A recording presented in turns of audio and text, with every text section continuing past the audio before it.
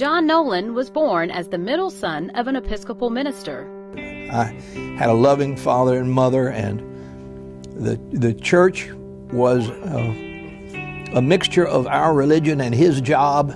I grew up in a place where doing the things that the Bible calls on us to do was what was the normal fabric of our family. Church assignments took the Nolands to Charlotte, Lake Charles, and Alexandria. Moving was adventurous to John, and he had no hesitation in attending the Christ School, an Episcopal boarding school in Asheville, North Carolina. I don't ever remember there being a debate about whether I would go on to professional school. I was going to be a doctor or a lawyer or some sort of professional.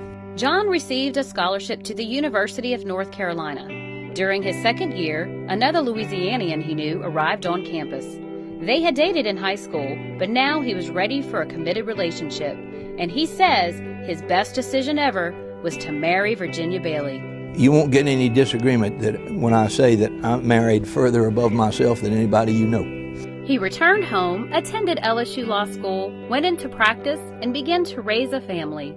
All seemed well, but inside, something was eating at John Noland. His practice was focused on aviation and was financially successful, but an endless string of frivolous lawsuits wore him out after 15 years. I just found like I was wasting my time doing something that didn't make any difference.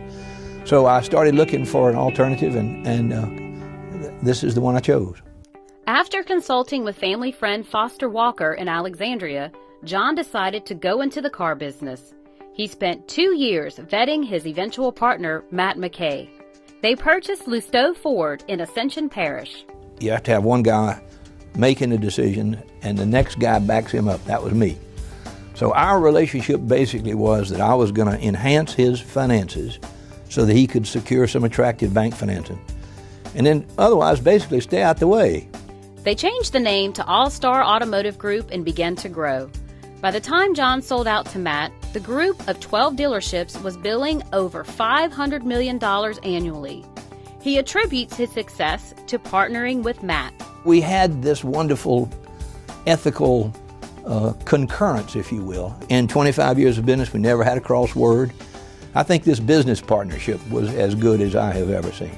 John and Matt partnered with Lindsay Landreneau and developed housing, specifically Jefferson Crossing and Manshack Place subdivisions. The group built and sold nearly 800 homes.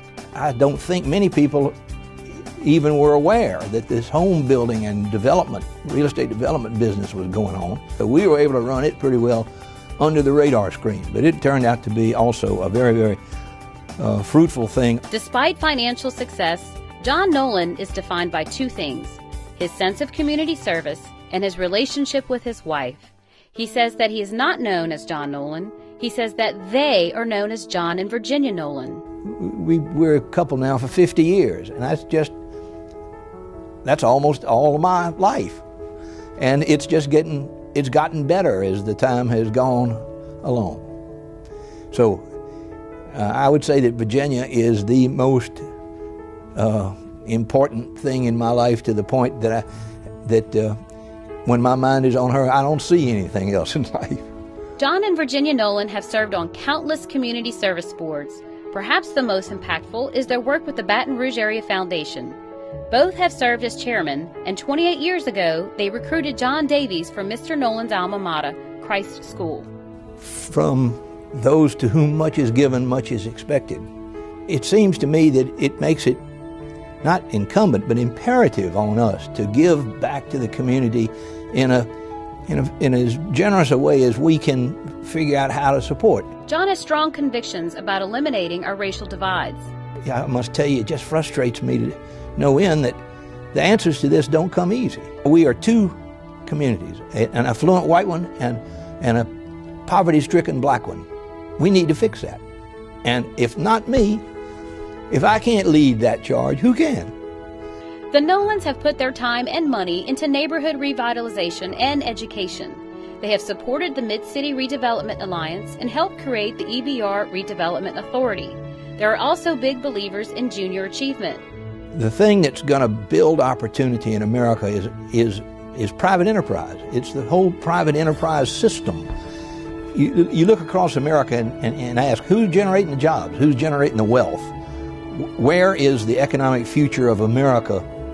It's in the hands of people like Junior Achievement. John and Virginia prefer to let their actions do the talking. They've hidden from the limelight and have turned down many community service awards. But this time is different. There's sometimes come times when you just have to sit back and accept the goodwill of the community, and you just can't reject some things. This seemed to me to be such a case. So I was all the more persuaded when I saw that we were going to be sharing this award with a wonderful old lady who's got a spirit to her that's just hard not to love. The son of a minister who never forgot where he came from, a man of integrity who built several large businesses by listening, being fair, and investing in people with great character. He found the balance of faith, family life, business dedication, and an incredible dedication to making our community a better place for all of us.